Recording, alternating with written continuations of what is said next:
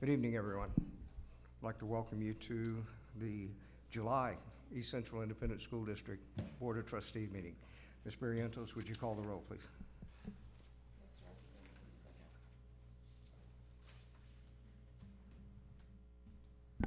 Del Brazil. Present. Victor Garza. Here. James Mulkey. Here. Monique Presses. John Massengill. Here. Mr. President, we have a quorum. Thank you, ma'am. Moving on to agenda item 2, the prayer and the pledge. Please, Mr. Toscano. Ms. Colas? Will you please stand with me and bow your head?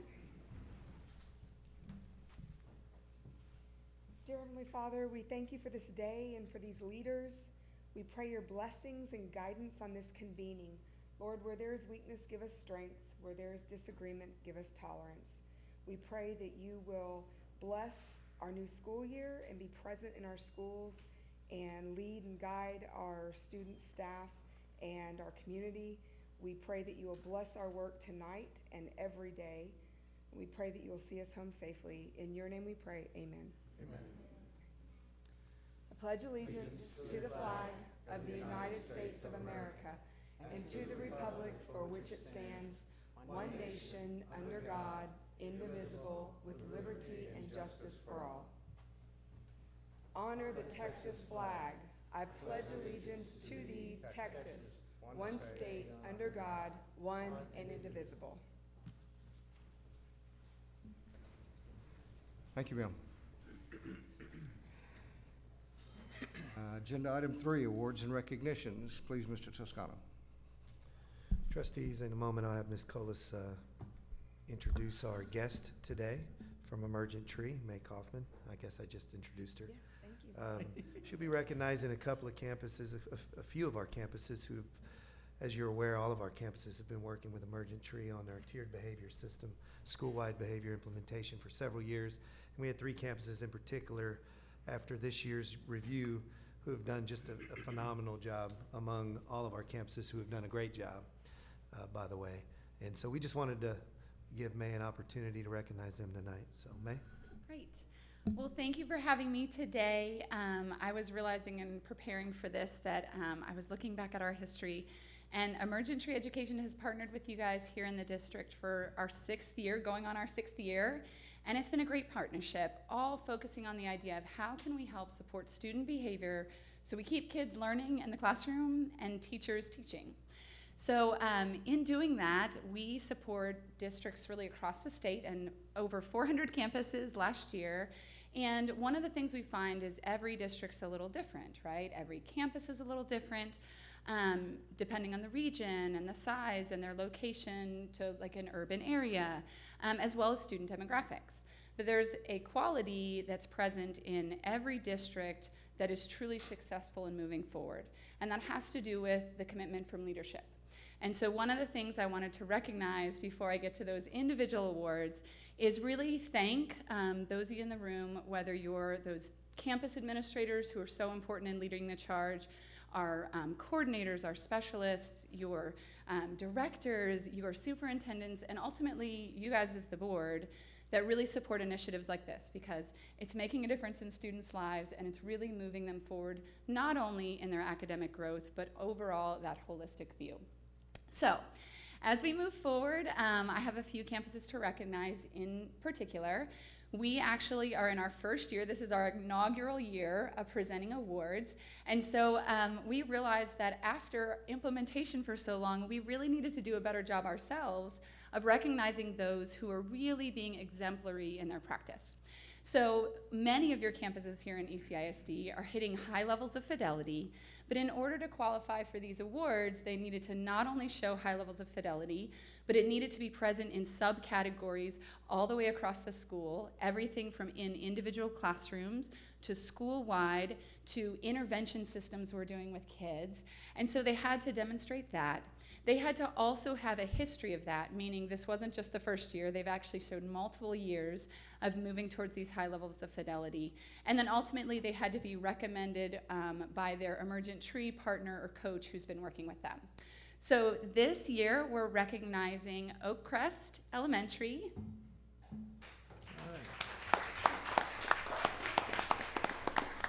And Oak Crest is being recognized for outstanding implementation of groundwork, which is Tier 1, and bridges, which is Tier 2, that has to do with supporting kids who are at risk. So congratulations.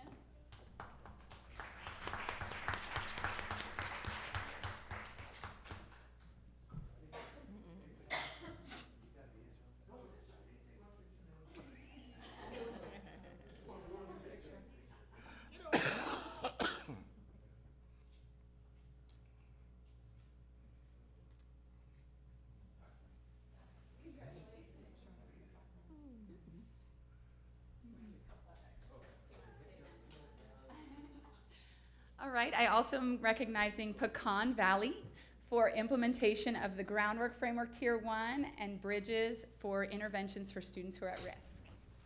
Very good.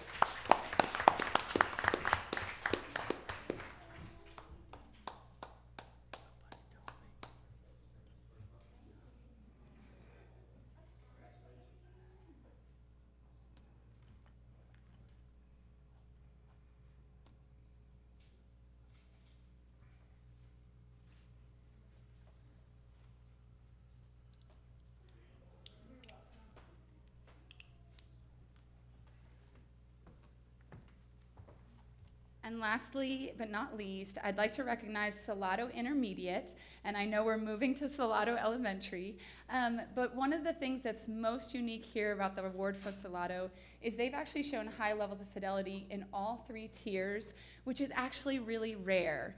To give you some context, we've supported, like I said, hundreds of campuses, and we've only given 9 of these awards. So that gives you some context as to how awesome and kind of unique this is. So congratulations.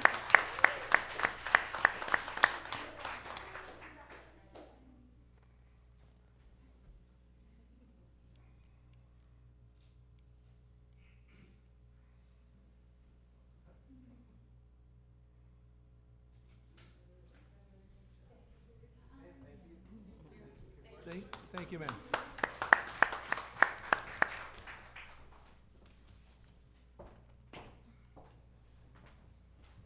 All right. Did anyone sign up for public comments? No? Okay. And we'll be done with public comments, and we'll move on to agenda item 5, superintendent's report. First up is Gear Up. Yes, sir, Mr. President and trustees, if you take a quick look through your miscellaneous packet, you've got a one-page document, and the top of the document says East Central ISD Gear Up. I'm going to ask Ms. Hertz to give the board a little synopsis of some of the things that the kids in the Gear Up program have been up to. But if you'll recall, a couple of years ago, the district was awarded a grant that actually follows students from their 7th grade year all the way through the end of their freshman year of college. And so this was a pretty significant grant award that we received. It's a partnership with the University of Texas ECISD program, and all of our students in 7th grade at both junior highs have been part of the program. And at the end of this 2nd year, they've begun to accomplish some pretty great things, and they've certainly had some fantastic experiences. And so I just felt like it was an opportunity to bring the board up to speed on kind of where we're at with this program, and maybe give you a little bit of a look ahead of what we can expect going forward as these kids matriculate into high school and then ultimately matriculate into college. So, Ms. Hertz? Good evening, Mr. Bryant, Mr. Toscano, members of the board. So the Gear Up program, it's a federal grant program that's designed to increase the number of low-income students that are prepared for post-secondary education. And so the funding goes to middle schools and high schools with high levels of poverty. And so that's the focus of the grant. And then there are always grants that start like at the 7th grade level, and they follow that cohort of students all the way through high school, and then also offer some services for them even in the freshman year of college. And so that's how the grants are designed. And then our grant we received in October of 2017, and it was for the length of the grant over all those years. It's going to be about a little over $2.2 million that we will have to spend on programs for the students, programs for the parents, staffing, technology equipment, all of that, anything that would help prepare them for post-secondary.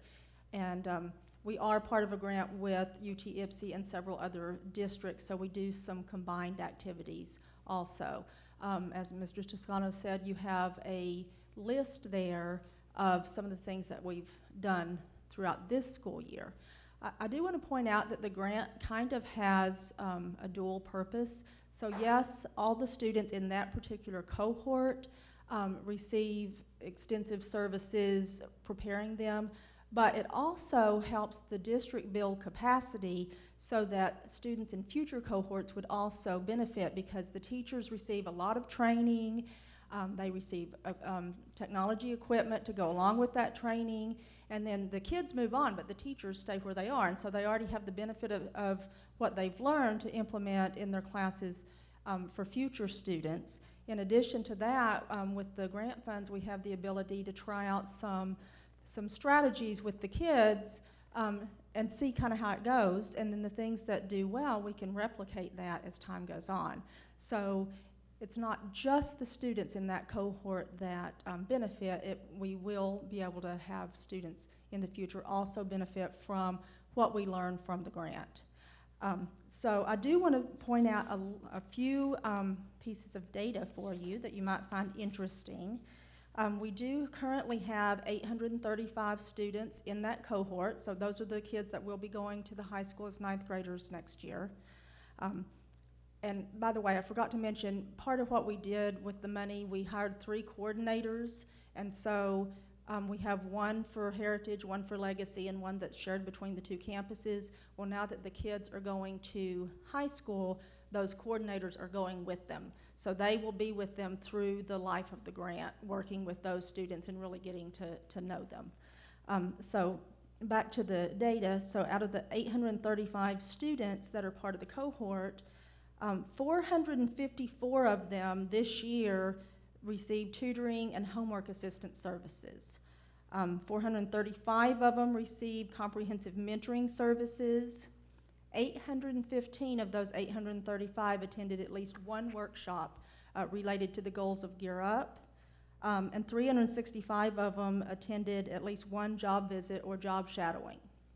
And then also, so there's the student piece of this, but there's also a lot of parent components, providing services to the parents as far as information about financial, paying for college, financial resources. You'll see on there was a presentation for them from Frost Bank about some banking services, and lots of support for the parents along the way. And so we have had 359 parents during this school year that have attended at least one grant activity. And so I feel like we have, a pretty good start. We've been doing this for about 1.5 years now, and so I'm really looking forward to the things we're going to see out of this program with those kids in the cohort, things that their parents are going to get out of it, and those coordinators are doing a really good job with the kids. You can see on that paper you have, they did quite a few events with them this year. I'd be happy to answer any questions for you. I just want to speak firsthand. Elena's actually part of this program, and Mr. Aranda, Ms. Salazar, Ms. Stuffin, they have such a connection with the kids. I mean, it's amazing. I know they got to go kayaking there at Mission Espada. I actually got to attend one of the U of H in Victoria. I mean, it's just a really good program, and they're just so great with those kids, and it just like warms my heart because they connect with them, and a lot of these kids don't have that opportunity, and I'm very happy that we're able to provide this kind of assistance to both the students and the parents as well. So thank you. You're welcome. And I'm really happy that those 3 are going to be able to follow the kids all the way through. Yes. So. Most definitely. I know Mr. Aranda's actually followed, he has a kid because he used to be with ECISD, he's followed a kid from Edison, and now he's like a junior or something at UT, so it's really awesome to see. Yeah, he came to us with experience in Gear Yes. Up. Yeah. Yes, so it's definitely an awesome program. Okay, thank you. Thank you.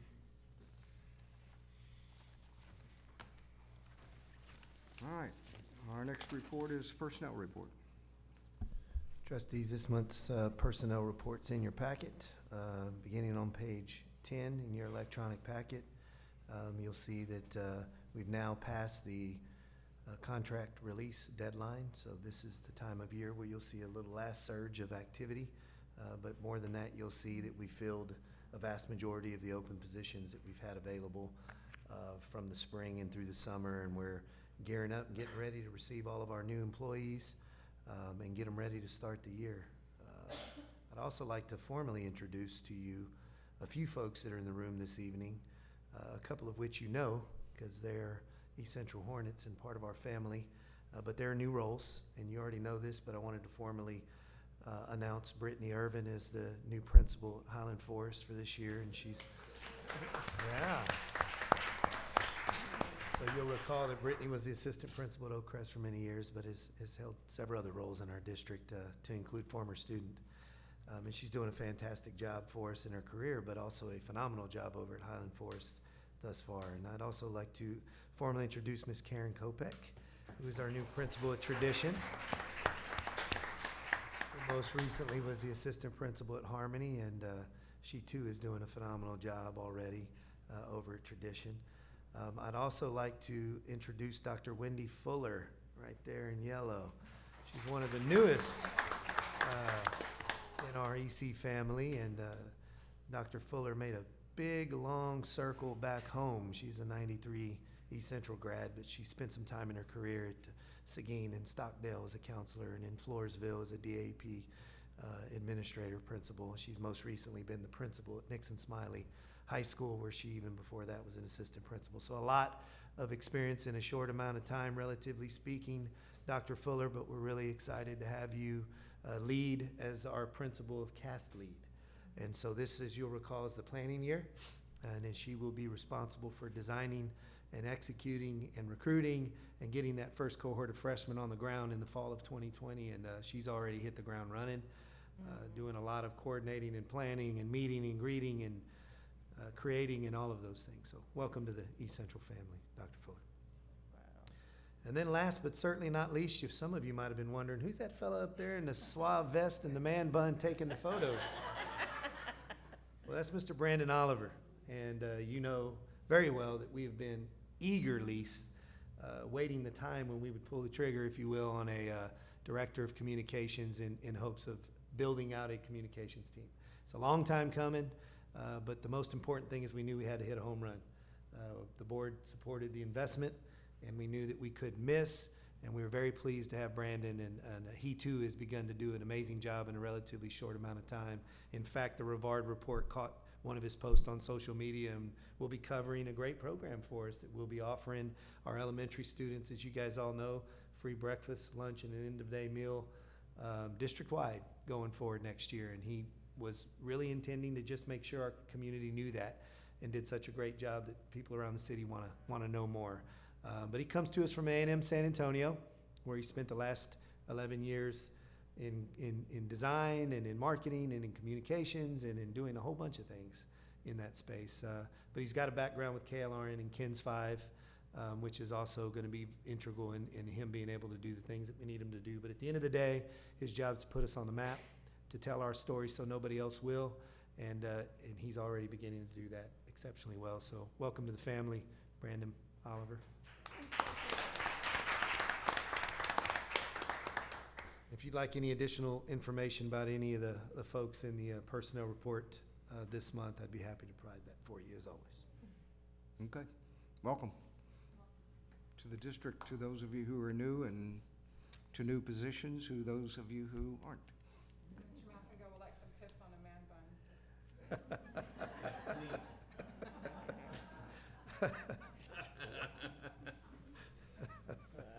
I know she wasn't pointing at me. I know better. Item C, budget update.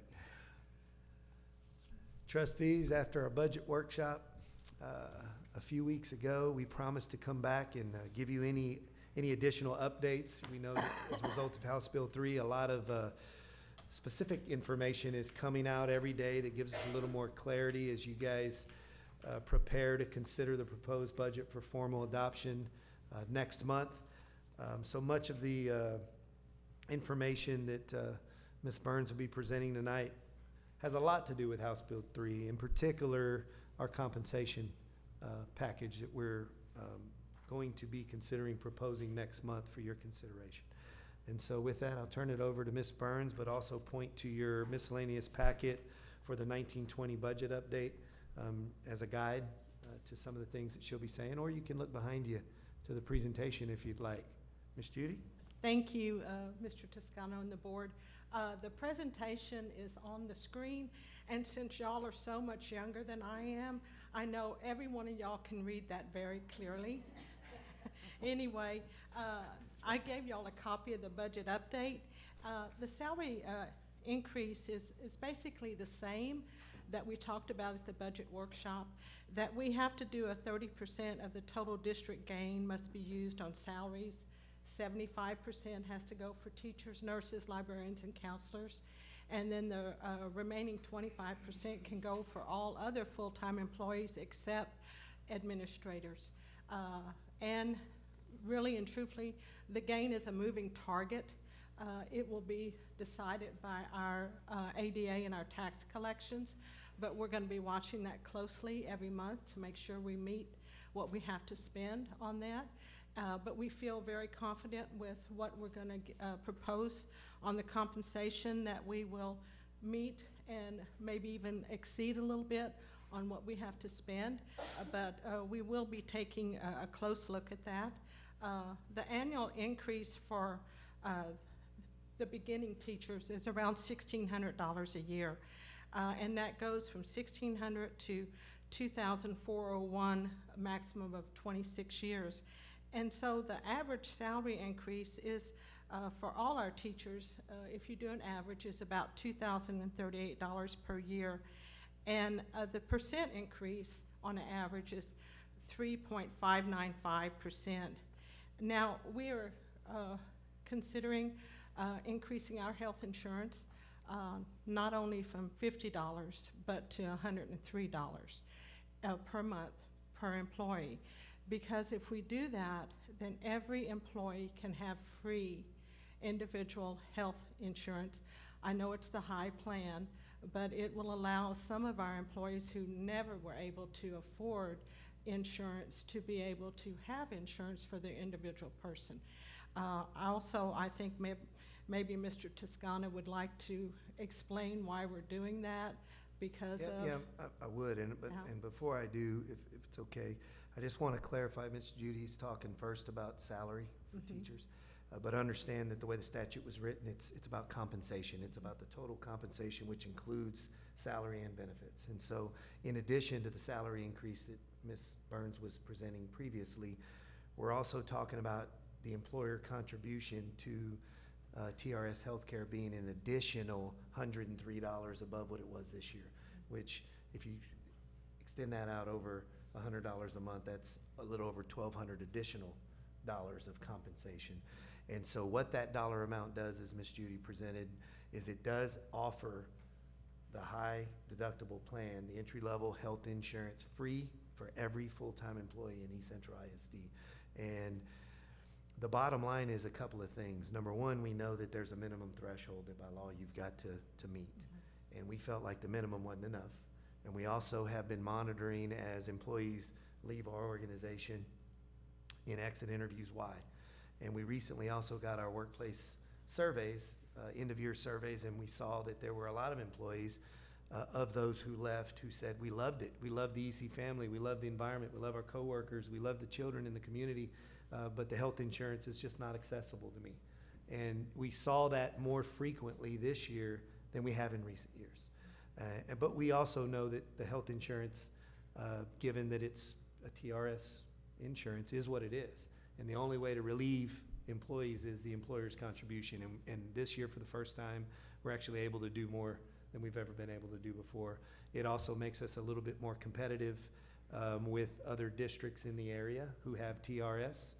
And we know that it also will make basic health care available to all of our employees, otherwise, many of which otherwise would not have had any other than the telemedicine that you guys have graciously offered our employees the last 2 years. So now every full-time employee has health care for themselves, And then they have telemedicine for themselves and all of their beneficiaries for free of charge. And so we believe it's a big step forward. And so we'd like the board to consider that. We'll include that in our proposed budget when we bring it to you next month. If we're allowed to increase it by $103 per month, that will mean that the compensation will go from around $1,600 a year at the beginning to $2,836. That includes the health insurance and their raise, to $3,637 that a teacher will see as an increase. We're also going to increase the master's stipend by $200 and the doctorate stipend by $400 a year. Now counselors will receive the same percent compensation increase for their years of experience as the teachers, nurses, librarians will receive. Counselors are a little different because they're on an admin pay scale. So instead of them getting 3% of midpoint, we have to give them the same percent that the teachers would get on their years of experience. So we'll see a little bit higher percent than maybe somebody else on their same pay grade because of the law. Auxiliary and paraprofessional staff, they're going to see a 3.5% increase of midpoint, and all three ranges were increased by 4%. So the minimum, the midpoint, and the maximum ranges were increased by 4% because we have not adjusted those in the last couple of years, and we need it to be more competitive, especially with some of our beginning auxiliary salaries, because as y'all all might have heard, San Antonio ISD is $15 an hour, and so that's kind of hard for us to compete, but we wanted to do a little bit better of where we started some of our custodians, groundskeepers, child nutrition employees. The bus monitors and bus drivers will receive 3.5% raise on their daily rates. There's not a midpoint for them. The administrators will receive 3% of midpoint, and again, their ranges were increased by 4%. And I'm really excited about this one. The behavior life skills paraprofessional will receive a $2 per hour increase due to physical job demands. We had some of our employees who were great behavior and life skills paras, and they chose to move down to an instructional special ed. Not that anything is wrong with that, but they didn't, they really weren't paid and compensated enough for what they did. So we're hoping that this will show them that we believe in them and we know what kind of job they're doing. And the LSSP stipend was increased to $2,000 due to the high demand of positions in the job market. It is getting very difficult to get an LSSP and to keep an LSSP, so we're trying to increase that to have them stay with us. Also, the East Central Police officers' days increased to 241 from 231, and that 10 more days is for additional security and night patrols. If y'all remember back when we had a reduction of expenses because of state funding, Chief did not want to lose an officer, so he reduced the days for his staff many years ago, and it comes now to the time where we need to increase them back up to 241 for security needs and night patrols, and we just need to do that to move them back to 241. And we're going to increase the days and the amount per day paid to staff for unused leave when they retire. They're going to, you know, a teacher, if they save all their leave and they have their state leave, they could retire with $13,000. And I think that's a nice little nest egg to start your retirement on. Plus, it keeps them in the classroom where they need to be, and it keeps them with the students. And so we're going to offer that to them. And then we're going to offer employees financial wellness information by providing workshops hosted by an independent financial consultant. Shannon and I met with him this week, very impressed with his knowledge. And he doesn't sell product, and he's not an insurance agent. He's just going to help to guide our staff to do something I should have done years ago, go into a 403B and to do your investments. Like I told him, my investments are called Travis, Brady, and Dustin, and I don't know what the return is going to be on that. Anyway, so I'm excited about giving our employees other options for them to know what they need to do for them to have financial wellness as they get older, because getting older does happen. And now Ms. Burns, could you talk for a minute too Sure. about the incentive plan that we're talking about for custodians and Oh, yeah, I grounds, should have put that in building there. mechanics and bus drivers? What we're going to do is, because we have a high turnover of certain positions, whether they're custodians, they're groundskeepers, also they're bus drivers, monitors, building mechanics. We're going to, Linda and I, along with Mr. Toscano, is going to come up with an incentive plan. We believe it'll be $300 every 3 months if they meet certain criteria, that they have to be working the full 3 months. They can't miss X amount of days. They can't be tardy. But we're hoping that this will motivate them to decide to stay with us. Even if they stay the 3 months in order to get that, that is longer 3 months than you might have had them if they left. So we're working on the incentive plan for them to come to work and to stay at East Central. So those are employees that we've been tracking those jobs, and they'll leave for a quarter an hour, you know? And so this is a way to keep them with us, to give them incentive to show up, to do a good job, to do what they're supposed to do.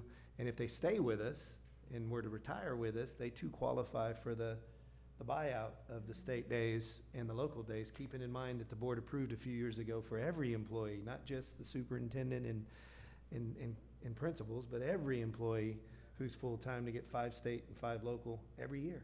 So this is an incentive not only to do the right thing every day and string those weeks together, but stay with the district long-term, retire, and you got an opportunity to start your retirement off on a good foot as well. So together, these things we believe are addressing some of the challenges we've had with staffing, particularly in high turnover areas. So.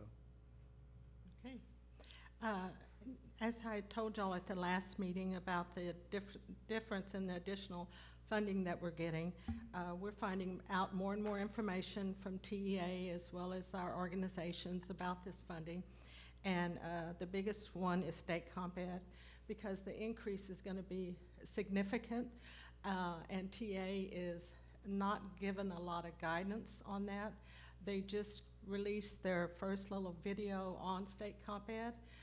So they're supposed to have an advisory committee that they'll establish, but that might not be for several months. Well, we have to be ready for a budget in just a few weeks. So we're looking at ways to utilize all the state comp ed money that we can. This year's TA is going to be a little bit more flexible on how you spend that money, but we want to do everything correctly. So that's going to be a big major thing is state comp ed, because they're going to fund us based on census blocks, which we're supposed to download our economically disadvantaged children into a geocoding, which has not worked very well for them, but they're supposed to work out the bugs, and then hopefully we can have better information on that, because this is something we will have to report to TA on PEMS. They've already done a scenario of what essentials would look like, but they're using the geocoding of the school, not where the individual lives. So that's going to be up to the school districts to get all that information. So I'm going to seek assistance from our technology and our attendance and as many organizations to find out exactly how our numbers are going to look. We also are going to get the early education allotment, and it's new allotment based on each student in grades K through 3 who are educationally disadvantaged or limited English proficiency. And we have to use those funds to improve reading and math for students in pre-K through 3rd grade. And we're also, and Mr. Toscano might want to talk a little bit of that, we're researching to see if we can utilize these funds to have a pre-K program for all students. Yeah, so as we talked about at the budget workshop, the intent of this, in part, is to require school districts to offer full-day pre-K and to make the difference in the cost of doing so, because we only funded ADA for half-day. Well, we know that we've always invested in full-day pre-K. So the reality of it is we could divert those additional funds to other needs in early childhood support. And we believe that one of those options that we are pursuing this year is the possibility of offering pre-K to every 4-year-old in our community, whether they would otherwise qualify or not. So that's our goal. We believe we're gonna be able to get that done in the fall of 2020. In the interim, we're gonna explore, after the first couple of weeks of school, looking at the number of seats in pre-K across the district and ensuring that we're full. And if we're not, we're going to come back to the board for your consideration of allowing the district to advertise for those seats to be available to 4-year-olds in our community who may not have qualified on a first-come, first-served basis. And so that's our intention this year as we start that transition to full-day pre-K available to all 4-year-olds. Okay. Through all of this, one of the main things that we have to do, we must ensure that we're compliant in all the state allotments. And so with all this new funds, with everything that they've changed, we still have to make sure we're compliant. And we're working on that to make sure that all that happens. And another good thing is our proposed 1920 tax rate will be $1.21. That includes INS, and it includes local. Local would be 97 cents, and entrance and sinking would be 24 cents. So we could have a decrease of 11.5 cents on our tax rate for our taxpayers. A lot of the decrease on INS is due to some of the bonds being paid for, and our bond payments have been reduced for this next year. So that's going to be a nice thing for our taxpayers.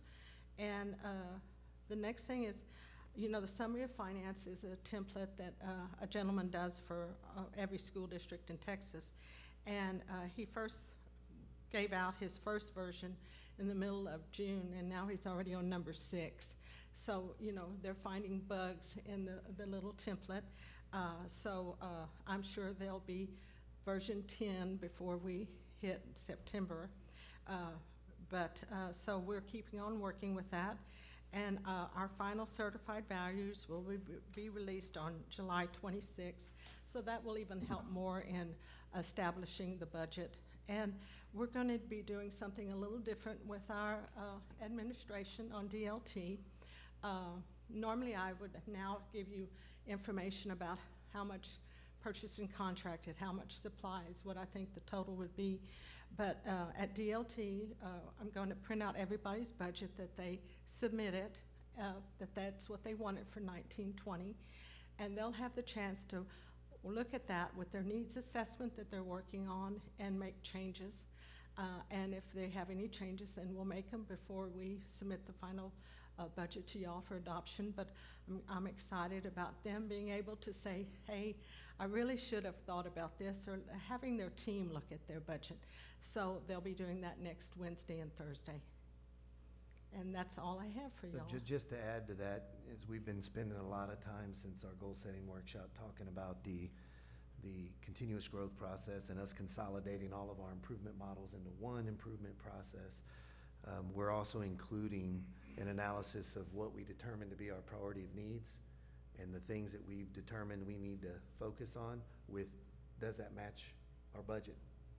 And so this is really something that we've not ever done to this degree. And so, as Ms. Judy mentioned, they've already, all of our directors, departments, and campuses have already submitted their budget request for next year.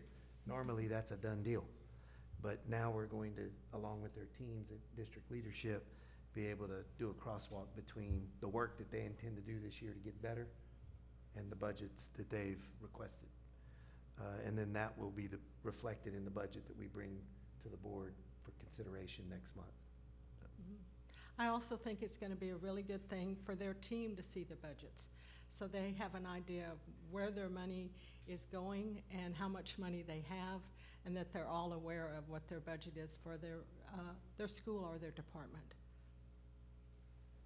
I have a Okay. quick question on the state compensatory education funding. What's the difference when they report based on the student's school versus their residence? Well, it's because it could be a different census block. Oh, I got you. Okay. And so they're just using the census block for that address of that school, where maybe, maybe the children around Elmendorf or maybe in another area might have a different census block, but they're using Harmony's number instead of actually where the students live. I have one question, Mr. T. When you was covering the district contribution to every employee would have free health insurance, you said, and their beneficiaries, could you? What- So there's two, yes, sir, I Okay. can. Okay. So you'll recall, the last 2 years, the board has approved telemedicine for every employee. So telemedicine, it gives every employee the opportunity to, of course, they have to go through our enrollment process and either accept TRS or deny. As long as they've done that, they can download the Healthiest You app, and then all of their family members are included in there. So in your case, if you were an employee of the district, you would enroll in TRS or not, but you put all your beneficiaries in there, all of your wife and your children. And then even if you don't have TRS, which many of our employees previously could not afford it, you now qualify because the board has paid for that. Because you're a full-time employee of the district, you can go on there and you can call for an online, a web-based doctor's visit. And you could tell the now this is for primary care, which is 85% of the reason people go to the doctor. So you can say, I'm having allergy issues. You know, you can put in a call for a visit. The doctor will call you within 15 minutes, and you can do face-to-face time with the doctor, or you can just have a phone call and actually tell him what your symptoms are. You've already put in your information where your pharmacy is, and he can call in a Z-Pack, a Flonase, whatever you need, an inhaler, and you can go pick it up. With your discount card, it's very inexpensive if you're an employee of the district, and you don't have a copay.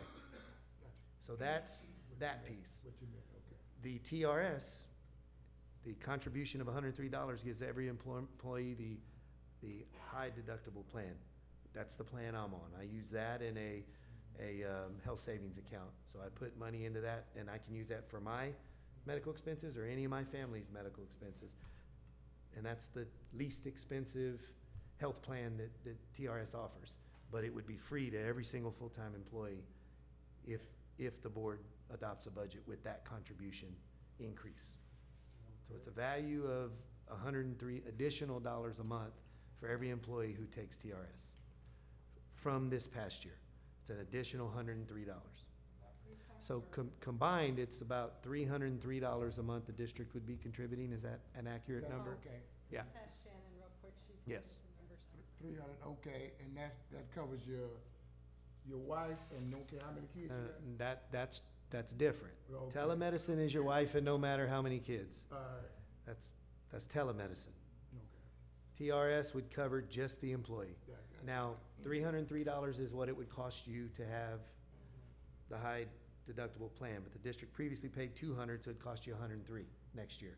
But we're gonna pay that $103 is what we're proposing, so it's free, which means then that the next, if you wanna add a spouse or children, it's $103 less. Gotcha. But it's still gonna cost you Yeah. for everybody outside of yourself. I hope I didn't make it muddier. but- No, I got it. Okay. Okay. Any other questions on the budget update? All right.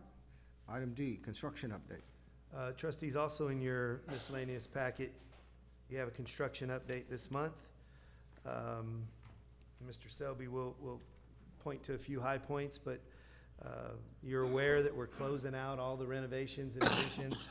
And so I don't forget, I want to offer to any trustees before the first day of school, if you'd like to see any of the campuses in your area that have been renovated, we could arrange for you to get a chance to take a look at those before school starts. They are fantastic. Okay. What they've done in the front offices and in the libraries, what they're doing and will soon be completed with, rounding out all of the renovations that essentially ended up being comprehensive at Salado, Pecan Valley, Sinclair, and Harmony are just amazing. Okay. And so I'd really encourage you to do that if you have the time. And if you'll let me know that, I'll connect you with the principal of those campuses and meet you out there, and we'll walk through there and you can take a look. Thank you so Mr. much. Selby? We can just go with the principal, we don't.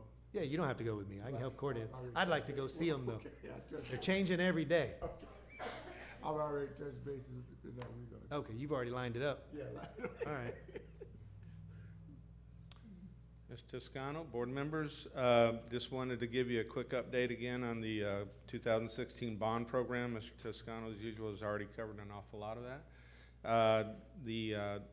Finish out on the work at Tradition and the Gary Patterson Center for Performing Arts.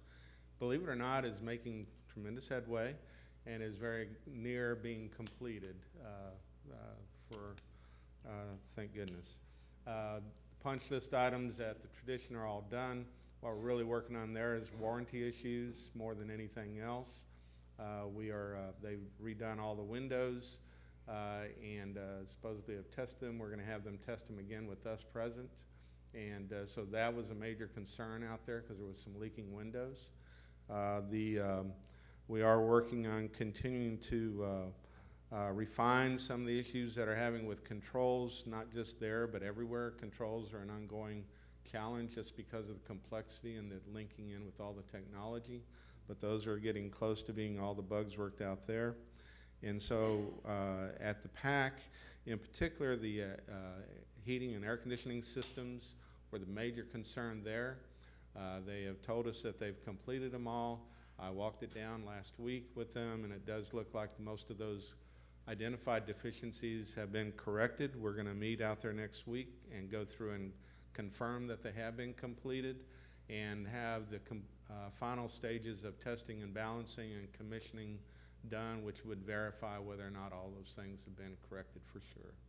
So we're optimistic that we're getting closer to the end of those issues with them.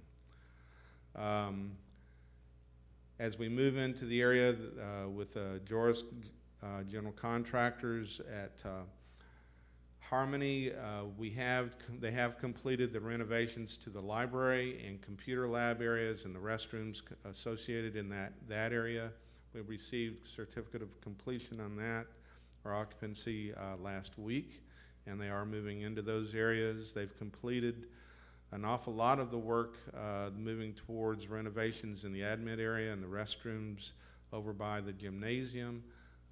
That work, along with everything else they need to do there, any completing of landscaping and so forth, is scheduled to be completed by the first week in August. They're shooting for the last week in July, but for sure I think it'll be done by that first week in August. Pecan Valley, once again, the renovations in the southeast area of the campus are very close to, well, they're completed. They will need to still have an inspection done in that area. They're over halfway done. Actually, I was over there earlier this week at the library, and they've already put in the millwork and are getting very close. They're probably about 3/4 the way done there.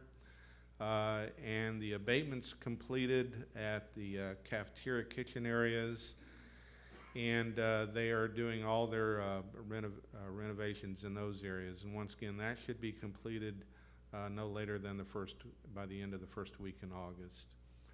Sinclair, the renovations to the library are very near completion. I was over there this afternoon, and it looks great. All of these areas where the renovations have taken place are just a tremendous transformation compared to what they were. The admin area is also well underway. They should be completing that and any other work they have there by the by the beginning of August. And Salado as well, the demolition on the stage area and the cafeteria is complete. They're well underway with replacing mechanical systems, electrical upgrades, and the sprinkler systems for fire protection in that area. The security vestibule at all of these locations will also be part of what is completed during this phase, and they are very close to being completed. The main thing for all of those is they're waiting on doors. Those doors are special order items. They'll be in before school starts, though, and they'll have it all ready. Basically, they just go in and attach the doors, and they'll be done. Once again, they'll be completed by the first week of August. At John Glenn, all the renovations are completed there. We have certificate of occupancy for that. They have the landscaping completed. They're working on and finalizing the access control and PA system over there. The drainage issue that we had in the front, they've fixed that. That was a busted line that was out there. That's why it kept filling up with water every time it rained. But they have fixed that. TxDOT is going to begin work on the crosswalk medians on Monday, and are supposed to be completed by the 14th of August. And there will be a shared cost between them and the district for that, with the TxDOT picking up the bulk of the cost. So that's a good thing. Just miscellaneous items that are in your packet as well. The age-appropriate restroom fixtures have been installed over at Highland Forest for their pre-K area. Same way with age-appropriate fixtures over at ECDC. We got rid of the little toilets and put big people toilets in there. Age appropriate. Age appropriate. Age appropriate, yes. Believe me, 10 inches are pretty tough to get down there and get up. Well, especially at my age. You do a lot of crawling if you do that. Painting and new carpet in the ECDC complex is, I believe, completed for the most part. There's a few areas I think they need to touch up. The names on the marquees are underway of getting any changes needed there. The foundation issues, I believe, have been or will be addressed at Heritage. And then, for the most part, that's all those things are coming to completion this summer. My anticipation is for the Joris projects that they'll get those done. The punch list items, I suspect, will be completed in August. And my goal, and I have talked to them, and their goal is to have a certificate of final completion done no later than the beginning of October. Get this 2016 bond behind us. All right. Anyone have any questions? Lots of work. Thank you, Mr. Selby. Thank you. Appreciate your efforts. Thanks for that. All right. Item E, upcoming events. Trustees, in your miscellaneous packet, again, the July-August calendar is in there. There's just a couple of things that I want to point out in July and a few in August you might want to make note of. Next week, on the 24th and the 25th, the district leadership team will be back in session.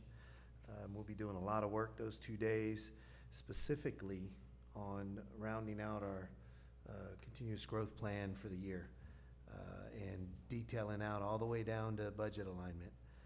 It's a big undertaking that we believe is a significant advancement in our work forward, where now we'll start to focus on not just planning but executing and making sure that our work is visible in a cadence of accountability that is very frequent, so that at the end of the day, we're not just saying that this is what we're going to do, but we're tracking in real time how we're doing and making adjustments in real time, as opposed to waiting to an end-of-year autopsy. And that's very consistent with what we've learned through the community-based accountability system about identifying the things that we intend to achieve and making that progress visible. So normally on the 24th, Mr. Bryant, that morning, spend a few minutes addressing that group. So wanted to make sure that was on your calendar. And of course, all of you are invited to either of those days, or both if you'd like. What time does that start? So it's going to start at 7:30. Head shake 7. Breakfast at 7, and then 7:30 is go time. 7 is breakfast, 7:30 is go time. All right. On the week of the 29th, that's the first week, the district's back to 5-day work weeks, opening back up on Fridays that following week, and then, which is the last week of July, first week August. And then in August, the district kickoff is on the 7th, and we'll have 2 sessions, 8:30 to 11 and 1:30 to 4, and then instead of Floresville, we'll be in the Performing Arts Center in the Patterson. And so we'll break the faculty and staff into 2 different groups, and so we'll do it twice. Okay. So if you could please mark your calendar, and Hopefully, you'll be able to make one or both of those sessions that day. On the 7th. So that's the welcome back. That's the welcome back, yes, sir. Don't have to drive to Florida. Won't have to drive to Floresville. Man, That's on the seventh, okay? yes, sir, on the 7th Could you, of could August. you make arrangements for, board members, trustees parking? Yes, sir, Appreciate it. got you covered. On the 15th is our next regularly scheduled board meeting, August 15th. But special meeting, we'll have a little 3-hour training session on the 20th with some folks from Region 20. Please mark your calendar for that special board meeting starting at 5:30. And I believe it's scheduled to be a 3-hour training on the 20th. On the 20th, yes, sir. And then on the 28th will be our annual Meet the Hornets event at the stadium, the high school at 7 o'clock. And of course, your line-by-line calendar for your refrigerator is there as it is every month. Thank you, Ms. Zotz. That was very useful. First day of football. Yes, sir.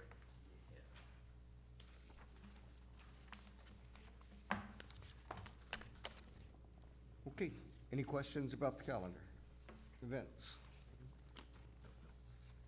If not, then we will move into our action agenda.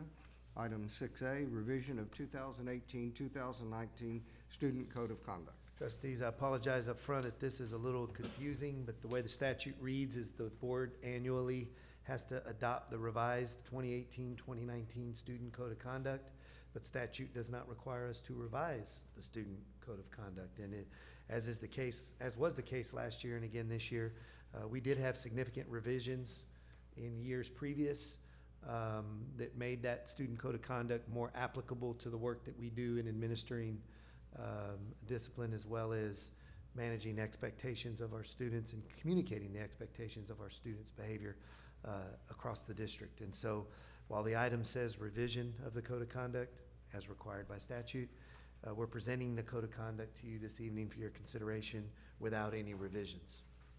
I'd be happy to answer any questions you might have about that document. It is in your electronic packet, and it begins on page 21, fairly lengthy, through page 46. Anyone have any questions about the Code of Conduct? I'd ask you about new items. There aren't any old items. Anybody have any questions about? If not, then we're ready for your recommendation, sir. I recommend board approval of the proposed revisions to the 2018-2019 Student Code of Conduct as presented. We have a recommendation from the superintendent to accept the Student Code of Conduct as presented. Chair will entertain a motion. So move. We have a motion by Mr. Garza. Is there a second? Second. Have a second by Mr. Mulkey. All in favor? Aye. All opposed? Motion carries. Item B, approval of delegates to the TASB convention. Once again, we are getting close to convention, and TASB would like to know who our delegates are. Would anyone like to volunteer to be a delegate? I'll twist my arm, I'll do it. Okay. So we've effectively twisted Mr. Garza's arm to do that. Would anyone like to be an alternate in case for some strange reason, which has never happened, Go to that the he doctor can't make with it? my arm. I'm sorry? Knock on wood. Yeah. All right. We're not gonna name an alternate. We're gonna name Mr. Garza to be our delegate, and so Vic, you're committed. Yep. This is not involved like the chicken, this is committed like the pig. Yeah. See, yeah, maybe I ought to be committed, I don't know. All right. We have a motion to name Vic Garza as the delegate to the convention. So moved. We have a motion by Mr. Mulkey. Is there a second? Second. We have a second by Mr. Massengale. All in favor? Aye. All opposed? Nay. Motion carries. All right, consent agenda. Does any board member wish to have an agenda item pulled from the consent agenda? If not, the chair will entertain a motion to accept the consent agenda as presented. So move.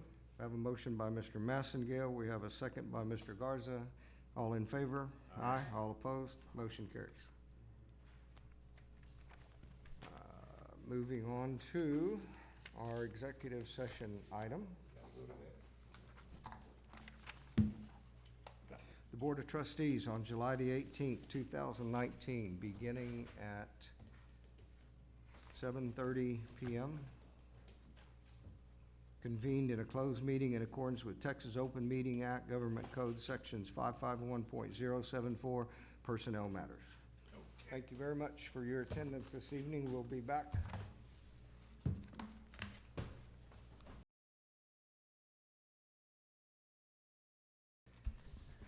All right. The board ended its closed meeting at 8:52 p.m. On July the 18th, 2019, no action was taken in the closed meeting. Agenda item 9, reconvene from closed session for action relative to items considered during closed session. I motion to authorize the board president to negotiate contract with the superintendent as discussed in closed session. We have a motion for Ms. Barrientos to authorize the school board president to negotiate a contract with superintendent. All in, do we have a second? Second. We have a second by Mr. Mulkey. Any comments? Any questions? Not, all in favor? Aye. All opposed? Motion carries. Before we adjourn, do you have anything else for us, sir? No, sir. All right. Chair will entertain a motion to adjourn. So moved. We have a motion. We have a second. We are adjourned via unanimous consent. Thank you very much. Everybody have a good evening. All right, Thanks a good. lot. Appreciate it. Good night, good night, good night.